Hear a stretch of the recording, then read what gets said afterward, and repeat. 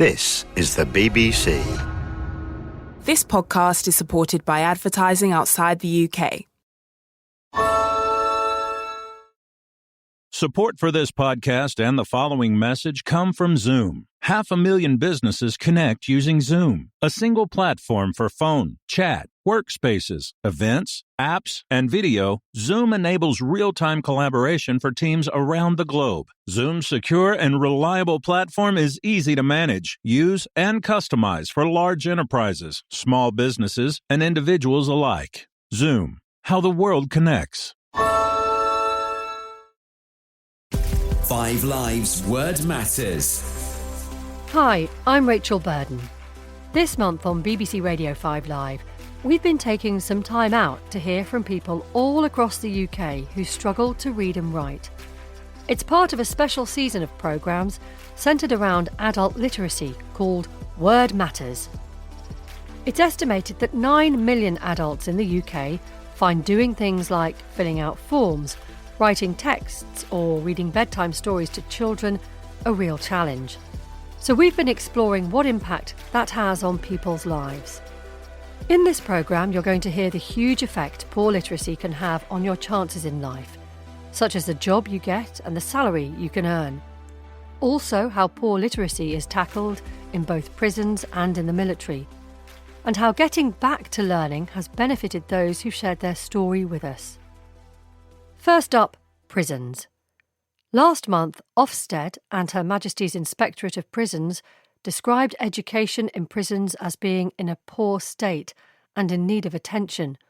A review will take place this autumn, focusing first on reading.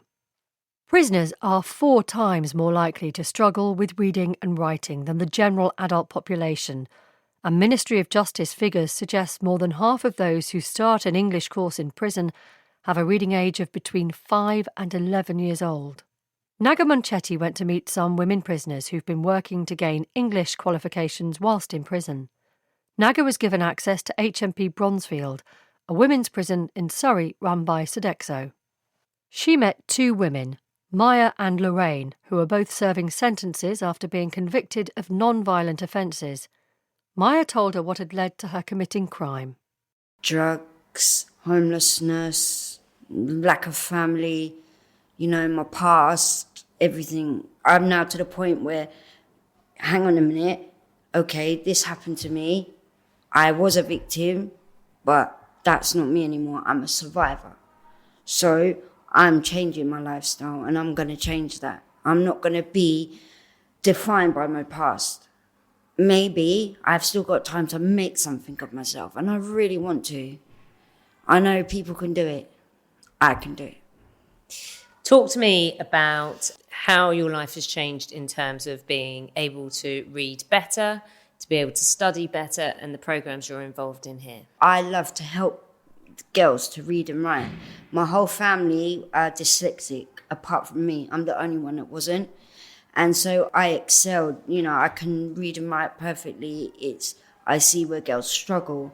So, ladies have asked me to help them. And you know what? To see them be able to just not struggle with that and to say, oh, okay. And that brings me joy. Do you understand? Completely understand. Why is it important? It sounds like such a simple thing to ask. Why is it important that women can have a decent level of reading skills, literacy skills? Because you're able to get somewhere.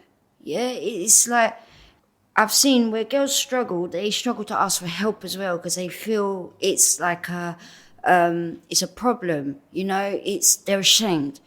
That's not, you need to ask for help. Helping someone helps yourself, and I have to give something back. What was your level of education at school? I've always been like, I'd say top of the class. I mean, I was one of the brightest in my school. But unfortunately, I had to leave school at 14 due to family problems, I got pregnant, I ran away, I didn't tell anyone, So when I did finally come back and I told someone, I kind of regretted it at the beginning. But like I said, I'm no longer a victim. I am a survivor. You are. How then did the fact that you had a certain level of education help you or may have frustrated you when you knew what you could do with that? Yeah, because I always regretted not doing my GCSEs. Yeah, and I know I could do it. So coming here gave me that chance. And I've gone from, maths has always been my struggle. Yeah, and I've gone from entry 3 maths, which is lower than level 1, to I'm actually now at level 2 in 2 months. And I'm so proud. My teacher, Brenda, will tell you, I'm Miss Perfect. I have to have 100%. If it's not 100%, why haven't I got 100%?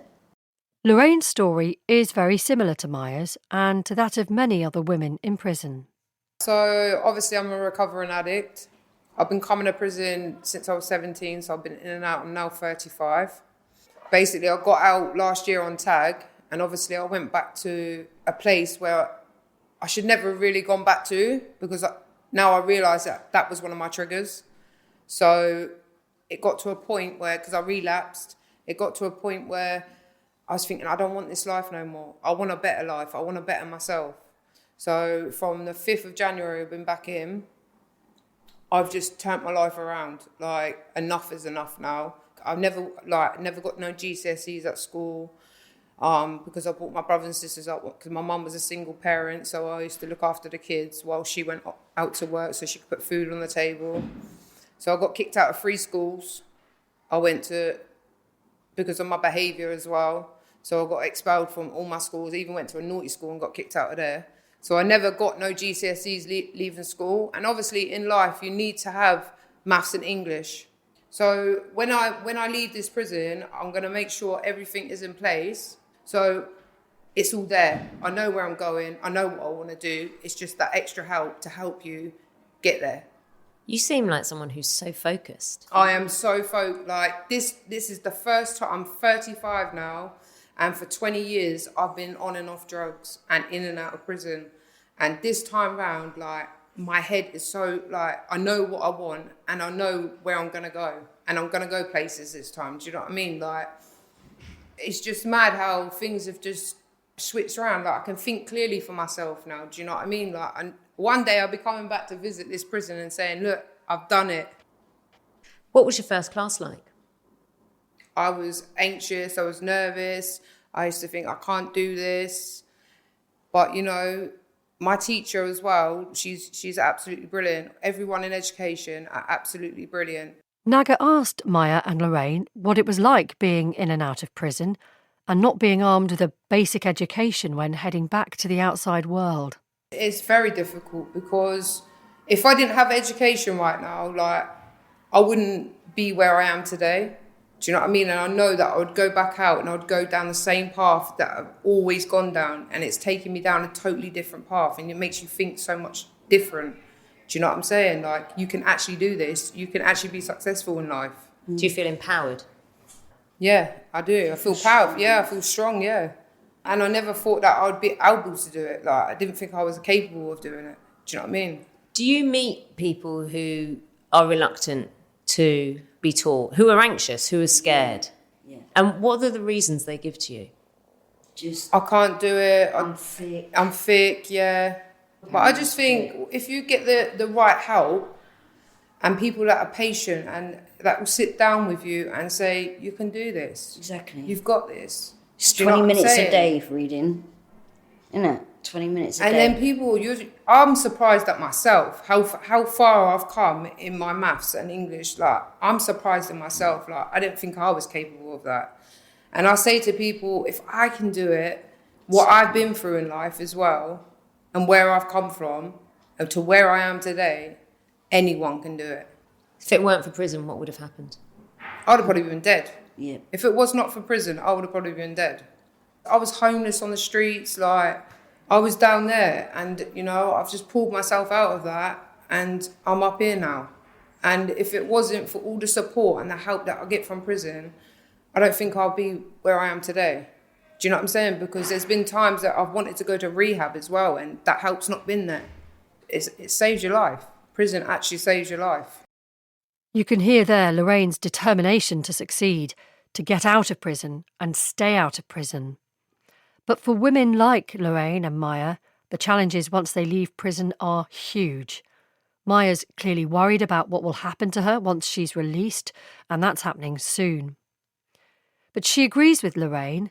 This time, prison saved her life. I probably would have been dead or near enough dead, because being homeless, plus this COVID outbreak as well, I had no protection, didn't know where I was going from one day to another. All the services had shut down. It was only telephone calls, even drug services. You couldn't go and see them. They just done you a script. Now, if you hadn't had your script, you were basically stuffed. So I had to use, like I said to you earlier, and that's my only fear when I leave in 2 months is, am I going to be homeless?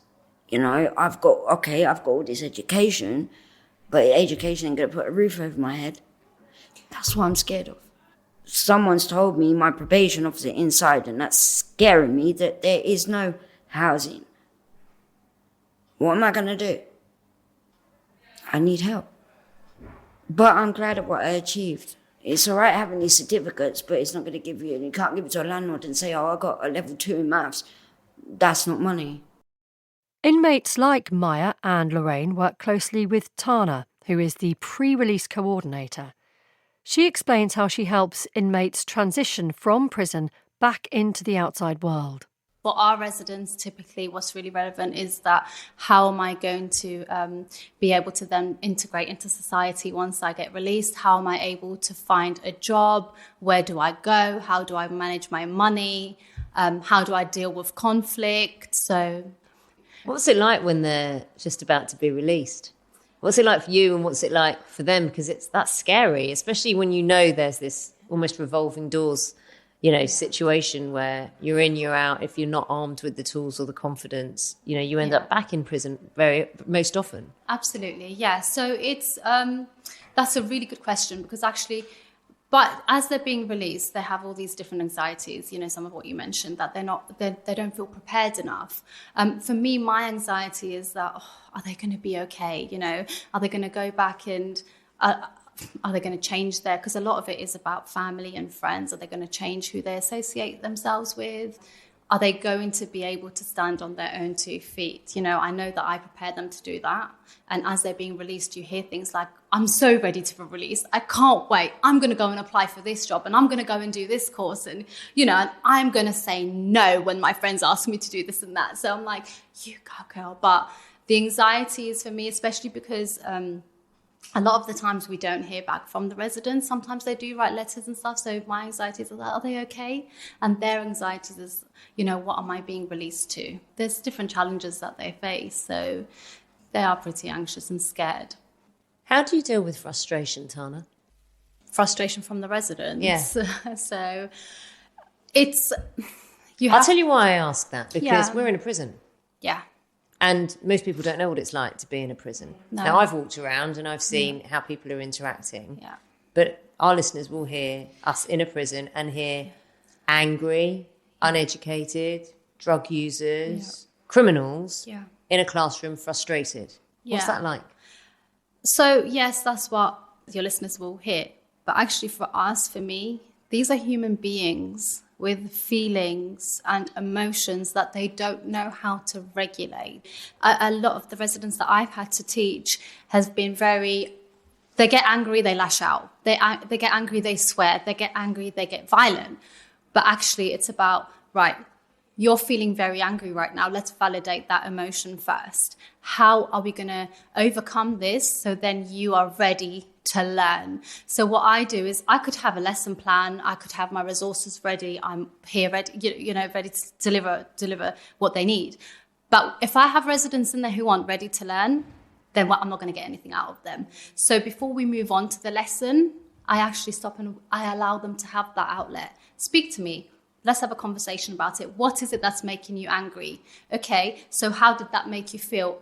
Just those words, just residents feeling like, actually, this person does care about me. They do care about my emotions, my feelings, and they've validated, that I'm angry right now. So once we've overcome that and they communicate that with me, then they're ready to learn. So that's how I deal with it. I know they've made mistakes and, you know, they're paying for it now, but they're incredible, talented, unique individuals who've been through so much. And what we're here to do is to try and help them overcome that. So then actually on a bigger scale, that you go back and you reintegrate into society and live the quality of life that you deserve to live. Ian Whiteside is the director of HMP Bronzefield. He explains why it's important that prisons do offer education. I suppose it's understanding what the objective of prison is. And it is very clear to me that the whole purpose of prison is to ensure that when that person leaves, that they are not at the same risk as when they came in of either harm or reoffending. So that the whole purpose of prison is to rehabilitate. And I think, again, we have to remember the background stories of so many of the people in our care. The average reading age at Bronzefield, for example, is around 10 to 11 years old. And if we can do anything as an institution to help society, it is to put that person into a better place than when they came in, so that they can get a job, they can find housing, and they can become a functioning member of society.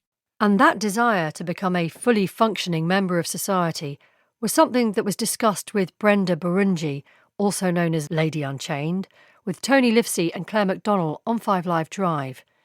She served 11 months in prison for GBH. She became interested in poetry whilst inside and now wants to inspire others. While you're in jail, anything you say or do will get you in more trouble. And for me, I felt like being in prison, the sentence I was at serving, I just didn't need to be in any more trouble. I kind of still wanted to be something and be somebody. And I felt like by writing these emotions down, it wasn't even a plan to become a poet. It was just kind of not getting in trouble, not having arguments with officers, not having arguments with fellow inmates. And it just became my way of dealing with every kind of emotion and feeling that I was going through while I was in jail. And I was asked to write some kind of letter or something that symbolizes forgiveness and how you want to forgive or how you want to be forgiven. And I kind of just put all the little bits of notes that I had been writing into one piece and wrote it. And I remember my sister and my best friend were allowed to come into the chapel to witness this kind of like give back call. And I remember them saying, "Did you actually write that?" It was a shock because they had never kind of seen that side of me. And they were like, "Did you pay somebody?" And I'm like, "No, I wrote it myself." But, it was just, even then in that moment, I still didn't see myself as a poet. It was just, I've been asked to do something and I'm going to do it the best way I know how to. I guess my journey, my words have been what's opened doors for me. And that's kind of what I want them to do. I want them to use their story, their words, to open doors that they never imagined that they could open themselves. So, words opened doors for Brenda, Lady Unchained, when she got out of prison. If we improve the nation's literacy, could it reduce crime? Claire McDonnell asked Campbell Robb, the CEO of NACRO, a charity which supports current and ex-offenders, and Julian Stanley, the CEO of Bounce Back Foundation, an organisation which works inside and outside prisons, training people into employment. Literacy and education is just part of a package that we need to provide people when they're in prison and when they're coming out of prison. Because if we do that, a rounded support, which is education, access to training, support, accommodation, all of those things make the difference that can get people back on track. That you could hear the inspiration in the poet's voice there about that she found something that really gave her that drive. But you need that other support around you. You need a stable home. You need to not be worrying about everything that's going to get you back in prison or back into your old habits. So I think improving literacy is one part of a picture that we want to see wrapped around everybody as they come out of prison. Julian Stanley, I'm sure you would agree with a lot of what Campbell Robb has just said there. But why for you would literacy be near the top of that list? Well, I think what I've experienced and what my colleagues experience at Bounce Back is that people who have some basic literacy skills can make greater headway in terms of their training and their opportunities on the road to employment. Because Campbell's absolutely right. It's not one thing. It's obviously housing is critical. It's the wraparound support for the individual, somebody listening, understanding, supporting right from the minute they come through the gate after serving a sentence. And before that, being able to participate in training, the better able you are to read and write, the more you're going to be able to participate in the courses available and actually start to chart a way forward for yourself. So that is the reason why I think literacy is so critically important. And it's such a shame that in this country, it gets to the point where people can still leave school and not be able to read and write, which is quite tragic. And is that, when you look at the factors that drive people into crime, that disconnect between that individual and education and life chances, I mean, is that one of the major factors that you keep coming back to in your work? Oh, certainly. I mean, sometimes people say to me, it's giving people a second chance at bounce back. And actually, what we often say is actually some people have never had a first chance. And for whatever reasons, their parents' poor experience at schools, lack of support, disrupted home lives, tragedies. It's not always the case, though. Some people literally have been able to make their way to a certain point through life, but have gone off the rails for different reasons. So there are myriad of reasons. But the point is, being able to read and write, when I've seen people go through that process and come out the other side, it transforms their lives. And obviously the next steps when you come out of custody is to be able to find home, support, jobs, and more training. And that does happen every day of the week. People find ways back into employment. 5 Lives Word Matters. Let's turn to literacy in the military. More than a quarter of new recruits to the Army struggle to read and write. Ministry of Defence figures obtained by 5 Live show that over the past 5 years, 27% of all the men and women who've signed up have a reading age of a typical child aged 11 or under. However, the military is one of our largest providers of learning and apprenticeships and can accept school leavers with a reading age as low as 7 years old. Our reporter Nick Garnett has been to Catterick Garrison, the largest garrison of the British Army, to find out about its network of learning which supports literacy and helps soldiers climb the ranks. The Army is an interesting organisation because it's one of the very limited open access organisations, which essentially means that you can join and go into certain trades without any qualifications whatsoever. The training that we offer in the military is functional skills. We offer level 1 and level 2 in maths and English, and these are not equivalent to, say, for example, a GCSE, but they are equivalent level. Between 2020 and 2021 alone, we've put through 3,500 soldiers through their functional skills, which means that they're up to their level 2 literacy and numeracy, because that is the requirement that we need for them to promote. The pass rates for the most recent year were roughly 93%, I believe, of everyone getting through. What we see in the Army is that people are written off because they've had a bad start in life. That doesn't mean that they're not an intelligent person. And what we see time and time again is that those people that would have been written off by other organisations are recruited by the Army and then trained up and turn out to be phenomenal soldiers. So realistically, all the Army's doing is allowing itself access to more diversity and a greater chunk of the labour pool that other organisations are writing off when realistically they shouldn't be. So they're saying they actually do more, perhaps, to bring through individuals who otherwise may not have access to this kind of education in other industries or job markets. What's the experience of the personnel you spoke to? Well, OK, Sergeant Sean Dick, take him. He's with 4 Scots. Sergeant John Adams is with the 1st Scots Guards. I think it's fair to say that neither of them passed that many exams at school, and they joined the Army as privates. And for a while, they were happy with that. They didn't need exam results to be a squaddie. But there comes a point when both of them wanted to be promoted. When I was in school, obviously, I left when I was 14 to work in a factory. Didn't do all my exams, only done 4 of my exams, went back for a week, done exams, then left again. I didn't have problems with it, reading and writing as such. I just kind of didn't have the attention span or interest. So when it came to obviously promotion and furthering my career, we were made aware that we have to have these qualifications, level 1, level 2 English. With maths, I panicked a little bit about maths. English I wasn't too bad about, but I remember sitting doing level 1 and thinking, God, I don't even remember that. It was just things I've forgotten, like working out percentages and stuff like that. I've never like been between leaving school and joining the Army, never really had a need for it. So obviously I joined the infantry. They work out what kind of job you're capable of doing. Obviously I wasn't capable of doing any decent job, so I was literally drafted into the infantry, and obviously with promotion you have to do it. It's an obvious way to make sure that people want to do some education work, that it's the only way to get promotion. Especially when you realise that you're going to lose out on money. So my job is in the Mopton as well, so we've got a lot of numbers within our job, obviously judging distance, working out when rounds will fall on the ground, which is bombs falling on the ground, so we need to work out exactly when it's going to fall on the ground. You have to work out all this, so it's a lot of working numbers in your head, and you've got a very small time to do it as well, so you have to be quite accurate. So luckily with me doing obviously maths level 1 and 2, that prepared me for that course to qualify me to promote to sergeant. JJ Chalmers is a former Royal Marine and now broadcaster who's talked about how dyslexia has affected his day-to-day life. I asked him how that affected his military career. Because my dyslexia was identified at a very young age, I struggled massively in my first year at school. And then thanks to my mum, I got support that I needed. And actually, whilst it will always hinder my life, and now as a broadcaster, something as simple as reading auto cue can be a problem. Actually, it developed a resilience and a confidence in myself and a coping mechanism. And so when I went to join the military, I can actually look at it and say, well, actually, some of the things that drew me towards the military might have been as a result of my struggles with literacy.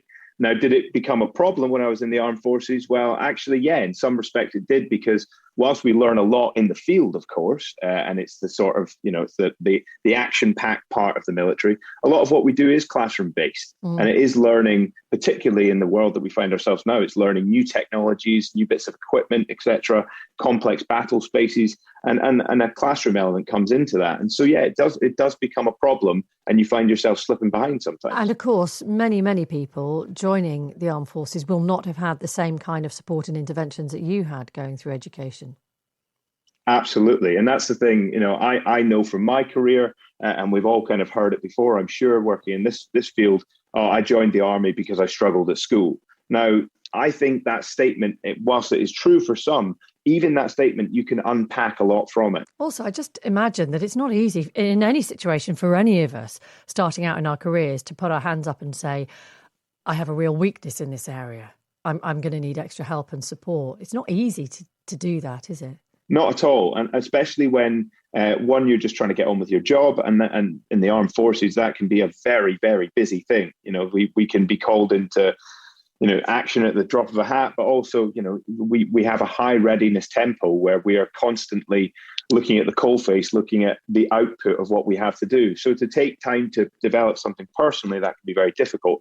And again, it's an environment which, although it has massively improved in the last couple of decades, it is an environment where I don't want to say it's sink or swim, but it is very much that sort of, you've got to keep up because we've got a job to do here. To tackle this issue in detail, JJ Chalmers joined Nihal Arthanaika as guest editor of his 5 Live show, exploring how struggles with literacy may impact and affect your life choices. I went to university, actually, and I attained a degree and things in my life as well. When I left school, though, I had qualifications that would have allowed me to be an officer in the military. But I chose to join the Royal Marines at the very bottom as a general duties Marine, as a grav.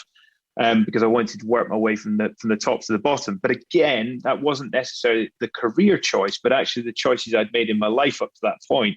Whether it be through school, looking for opportunities outside of the classroom, trying to define myself in different ways and look for strengths and weaknesses that weren't defined by reading and writing. Because a lot of the time, and listen, I studied at university. I'm a qualified teacher.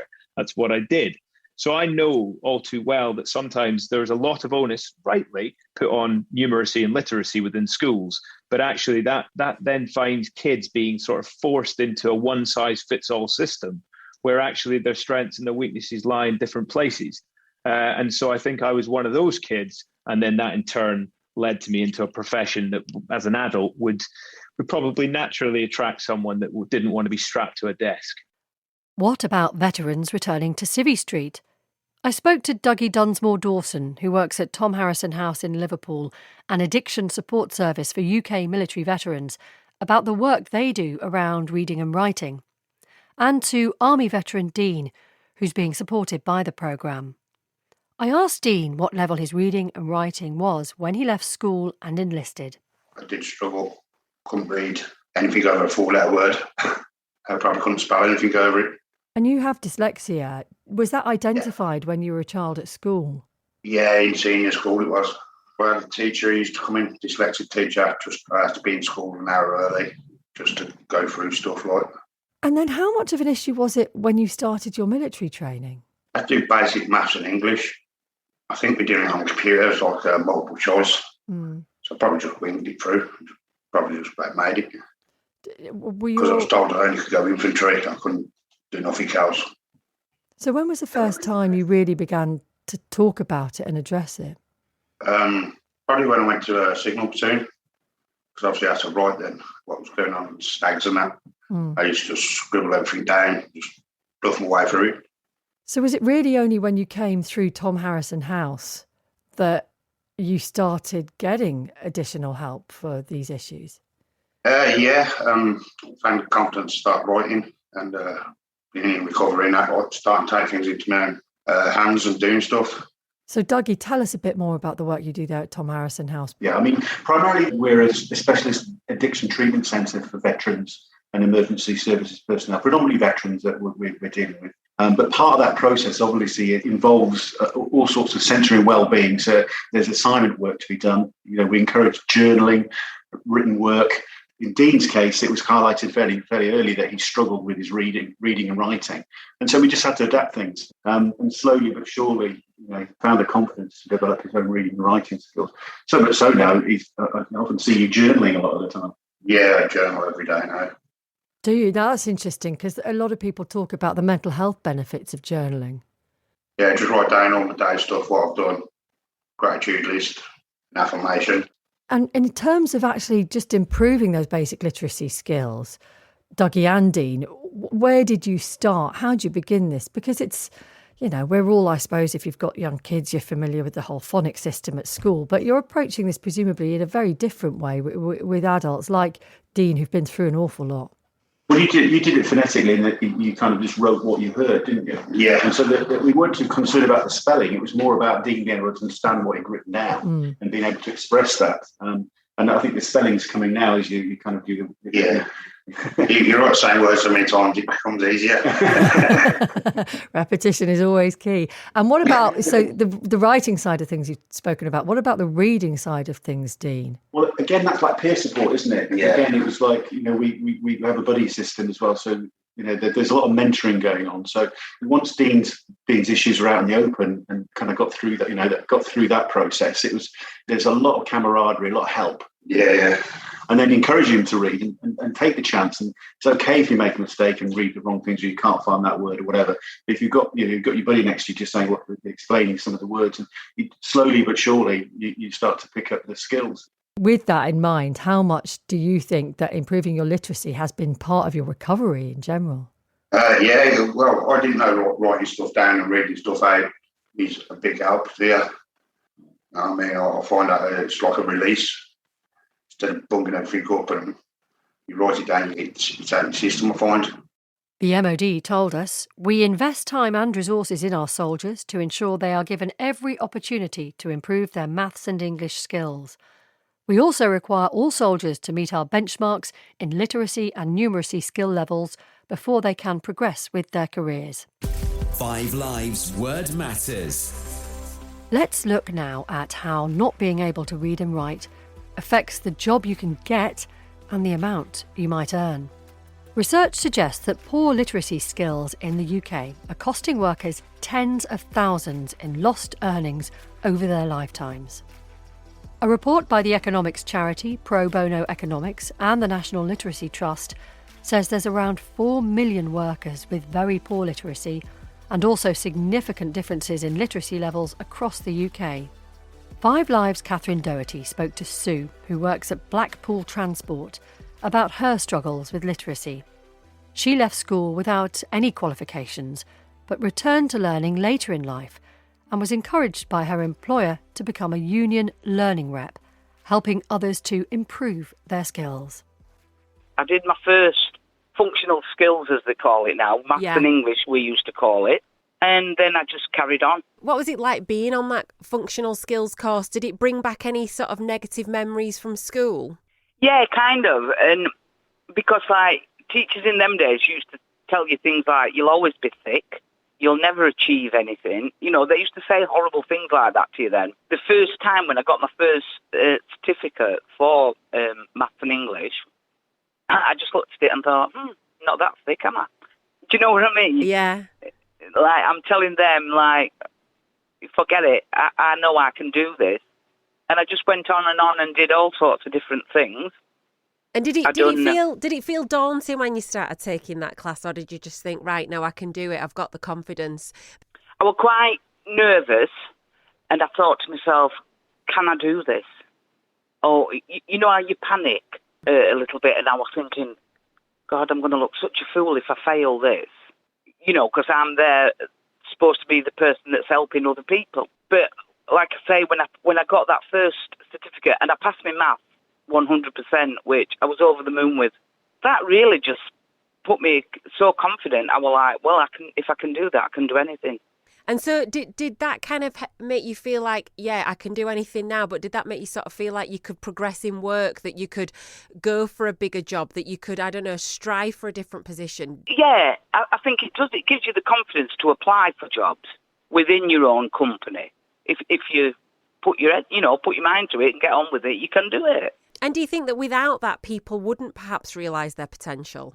Oh, yeah. I think some people, when you've had a bad time at school and you've been told, it's drummed into you that you're thick, you're stupid, whatever, that they actually begin to believe it and they think, oh, I can't do that.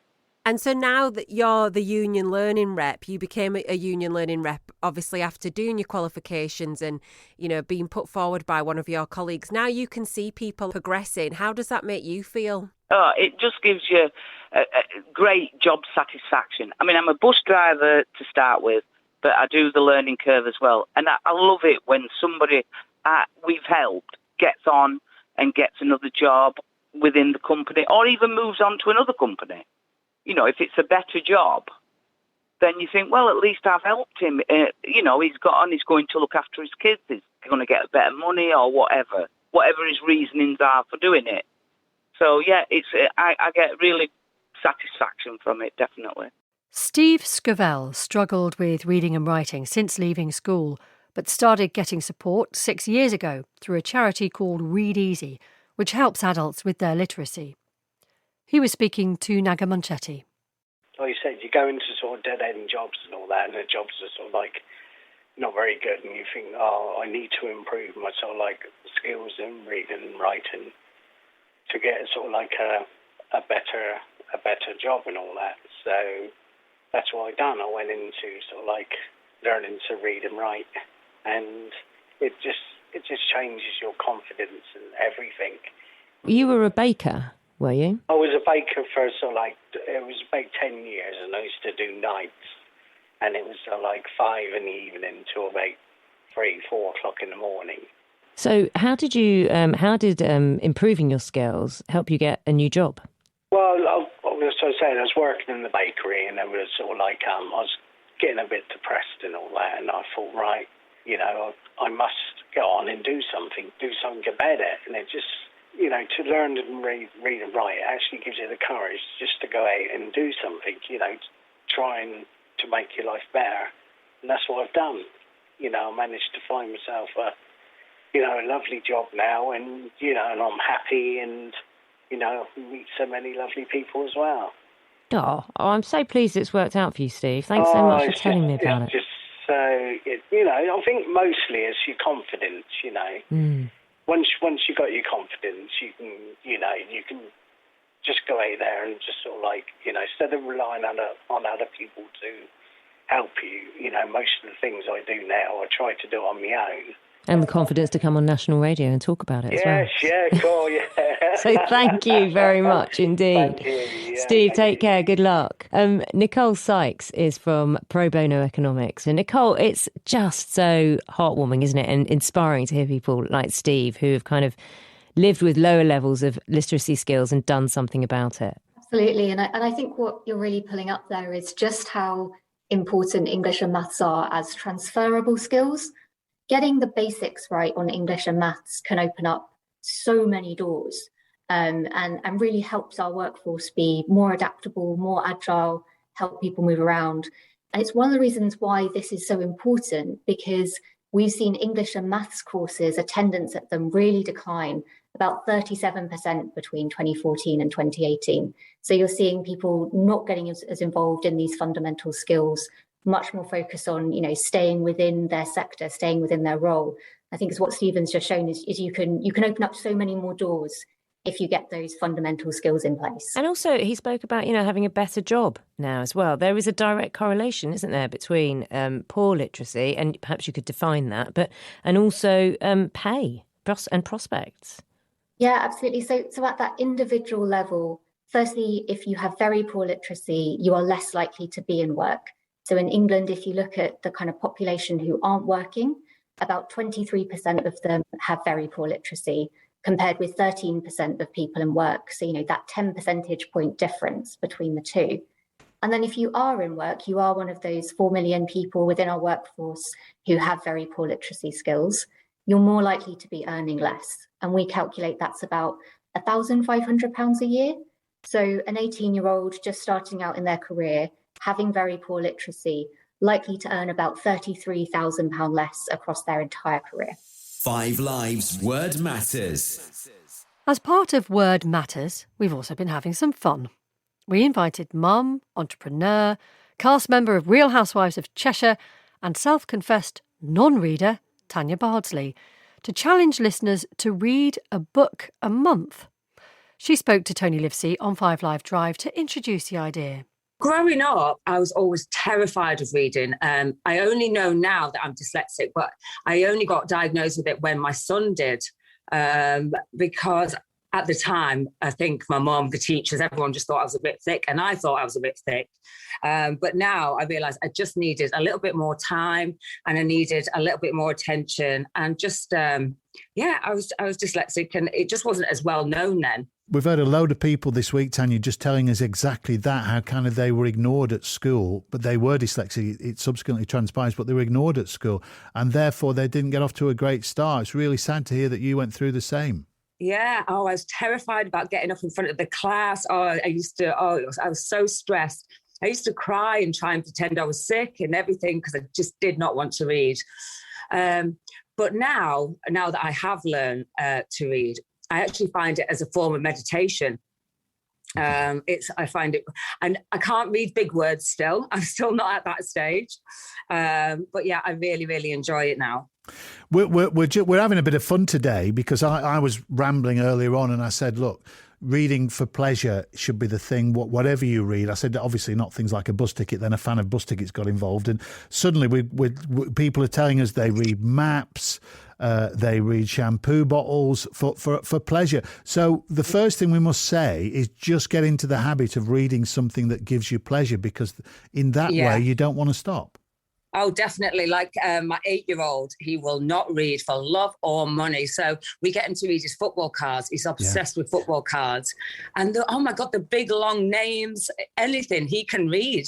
It's unbelievable. But give him like a simple book, a Biff and Chip book. Nope. Not a chance. No, but that again is a theory I've got as well. When people say to me, if you love books, you end up trying to recommend them to other people. But the idea, if you're just starting off, is find something you're interested in and read about that, because you're just naturally interested, and that's your son right there doing his football books. Yeah, it's anything that you're passionate about. Like I only like reading stuff that's going to make me happier, richer, skinnier, or more confident. Right. So what the idea is, Tanya, we're gonna all the three of us, hopefully with people listening as well, we're going to read this book. So you know the title, don't you? So I do. So it's called Fresh Start, and it's lots of different short stories by different authors. So hopefully if one doesn't really float your boat, you can move on to the next one. Yeah. So just to be clear, it's 128 pages long. So it's not the telephone directory. I think there are 10 short stories in this book, and they're by people like Ian Rankin, who's written loads of successful crime thrillers, Sophie Kinsella. They're big names. They know what they're doing. So the idea is you'll get engrossed in it. After A Fresh Start, our second book for Not a Book Club is How to Change Your Life in 7 Steps, which holds plenty of appeal for Tanya Bardsley and her best friend Kitty. It's all quite simple, really, self-help. it's all like, you need to train your mind like you would train your bum, right? If you don't do a squat, your bum's going to go saggy. And if you don't train your mind's going to go saggy. So it all boils down to that, simply. And the thing is, without getting too heavy about it, there'll be people listening to this saying, I don't need to train my mind. But actually, because you only know your own mind and you know it very intimately, there may be ways of improving it that you've not thought about. And by reading these books, you kind of get ideas, which is what it's all about. Yeah, well, like we said last time, you always find in these self-help books, you always find a couple of golden nuggets. So some of them are just you just think, wow, and completely change your life.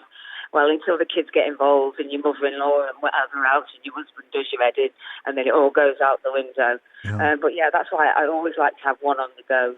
Some are better than others, obviously. Yeah, and some you'll take away more than you will others. So this book's called How to Change Your Life in 7 Steps.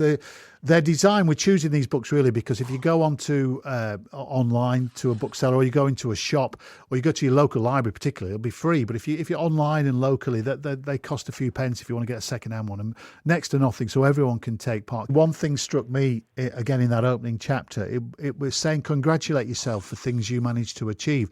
So if you walk for 20 minutes, congratulate yourself on that. And don't do, and this is something I would do, is look at your mate who's run past you and done 3 miles and start thinking, why can't I do that? Think about yourself before you start comparing yourself to other people. Yeah, definitely. Well, if my friend ran past me doing 3 miles, I would just think they were a bit weird anyway. I wouldn't compare myself to them. But Kitty has always laughed at me because I've always done my little to-do list, and I used to write wake up, have brush my teeth, and she's going, that's not so much to do, but to me, getting one of those ticks a day, it made me feel good. Yeah. Kitty, didn't you? You always used to laugh at me. I did, and that was it. It reminds me of her, actually, that 3%, because one of them was talking about just wash your hair, put some nice clothes on. And here we have John Bird confirming that I was right. Mobeen Azar took our Word Matters project to the Contain Strong Language Spoken Word Festival in Coventry. Mobeen spoke to poet and mentor John Bernard, who's been working with young people creating their own material. John recited Aim for the Moon. One day we'll look back and wonder if we made each moment count. The opportunities that arose from the concrete ground we grabbed and held like the pound Mum gave us for the chippy.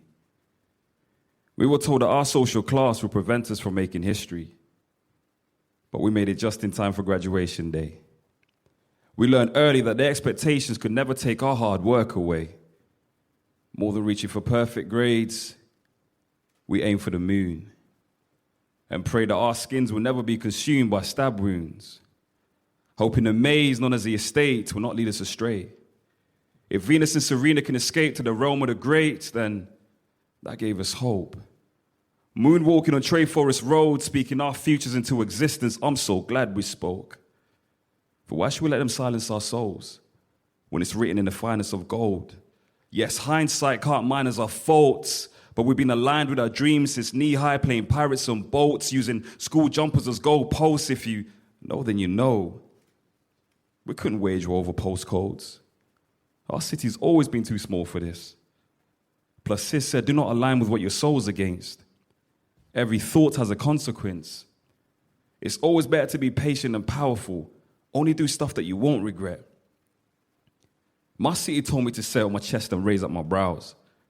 You see, you can't purchase respect. You either earn it as a crown or you sit back down. That's reality. Searching for clarity, but some found insanity in that loud, but I wanted my mind clear so I could see the way out and then lead a generation to manifest what they've been dreaming about. So I dress in my truth, a fabric that can't be fabricated. Because when I go, there'll be no replacements. Death doesn't care if I'm illiterate or educated. Marvin Gaye or the singer that never made it. Our humble beginnings produce this imagination. In tribulation with some impatience and remained adjacent to what kept our heartbeat pacing. I tell you the truth, we've come too far to die nameless.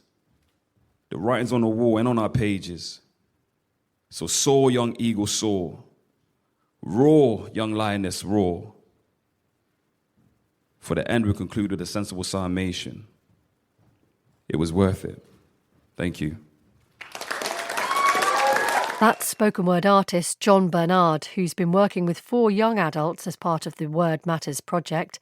Despite having struggled with reading and writing, they wrote their own poems about identity, personal challenges and triumphs. This one is by Megan. It's a powerful portrayal of being bullied at school and how she's found a voice. Once you've been knocked down to the point that repair seems impossible, it may seem like it's your cue to give up, to just curl up and accept things as they are. But maybe it's your cue to look at yourself and think, I can start again. I've been knocked down too, more times than I'd like to remember. But most of it happened in the prime of my life, as adults call it. My secondary school years, or as I like to call it, the point of my life where the gods decided I hadn't had enough kicks in the back. Secondary school kids are ruthless, pubescent predators that may chew up your self-confidence and spit them out as an ugly, unstable mess if you're unfortunate enough to get on their bad side. They were the root of my torment. Them and the self-righteous school system who put up posters about how bullying is bad and you should talk to someone only to turn around and tell the victims to ignore the verbal jabs. It was an endless cycle of receiving and telling, rinse and repeat, and those jerks always came back with only a slap on the wrist to do their worst once again, until I was influenced into silence. I didn't speak a word about what was occurring, not even on the last day. When I stepped out of those gates for the last time, I felt the chains of those painful memories loosen and slip off my shoulders. The bitterness, the hurt, the fear and sadness, it was ready to be left in the past. But when it did leave, it left me empty. I didn't know who I was or what I wanted to be.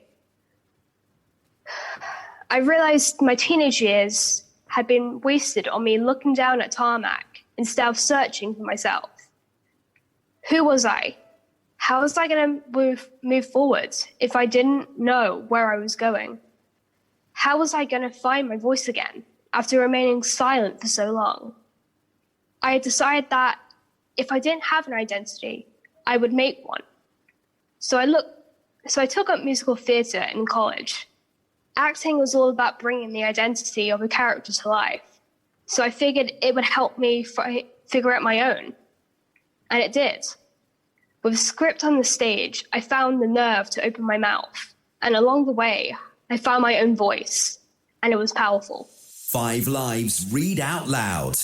There's a growing body of research which claims that not just reading, but reading out loud can be beneficial for things like improving memory, bringing communities together, and helping build confidence. So we've been asking listeners to send us a video in which you read out loud something that matters to you. All the details are on bbc.co.uk/wordmatters. Jade is someone who spoke to us earlier this year about her own challenges around reading and writing. She later sent us her read out loud moment. Hi, today I'll be doing the BBC 5 Read Aloud programme. So I wrote a letter to my children, which I have 3 children and they're all boys. They are 5, 3 and 1. So I wrote a letter to my children because not every day we have a discussion. Every day is different and every day is always facing challenges. That's from kicking off, getting shoes on for school, that's trying to balance everything before 9:30 so we're not late for school. There's several different difficulties in life. Because I'm a young mum, I've had my children, my eldest at 15, my middle at 17 and my last at 20. I have faced so many difficulties in life and it's so important that you tell your children you love them every day. So I wrote a letter to my sons that never forget that I love you endlessly amounts. Our lives together is full of hard times and happy memories and happiness and tears. We learn something new daily, from counting numbers to writing your full names. Life isn't easy, but we've overcome so many hurdles and life isn't how we expected everything. I've done everything I have for you 3 boys and I still have more to come. I still have future goals. I still want things in life that I've always wanted. I still will achieve everything just for you three. Your three boys are the greatest thing that's ever happened to me, and I am so lucky I'm able to have children. There is nothing more I'd rather have in life than you three. Every day I'm waking up to happiness, and that's because of you three. Love, Mum. Thank you all for listening. Exeter City Football Club got involved in the Read Out Loud challenge. Fans in the Stagecoach stand at St James's Park came together to read out loud a poem specially written by club poet Rob Casey. Okay, 3, 2, 1.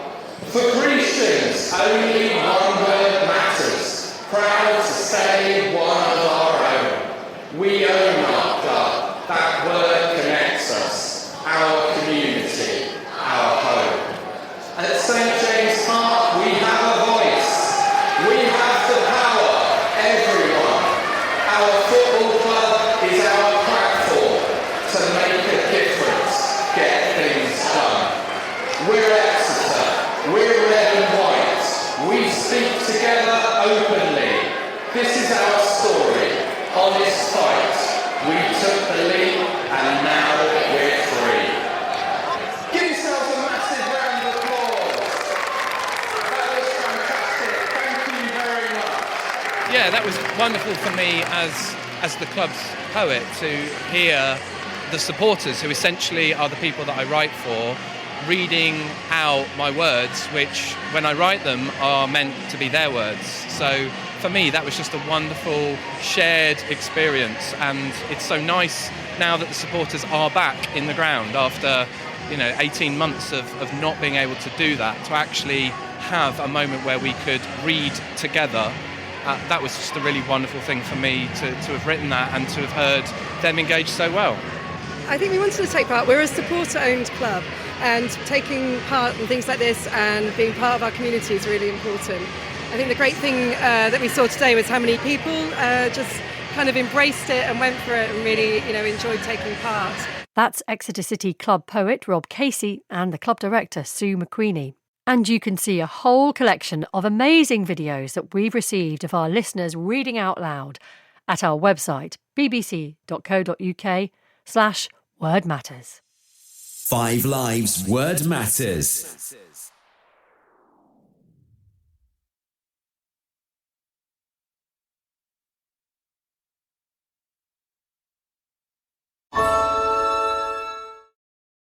Right now, our lives are on our phones. And with our phones full of live-streamed exercise classes, midday work calls, and nightly family video calls, there's no room for fraud calls. Thankfully, AT&T makes customer security a priority, helping block those pesky calls. It's not complicated. AT&T Active Armor, 24/7 proactive network security and fraud call blocking to help stop threats at no extra charge. Compatible device/service required. Visit AT&T.com/activearmor for details.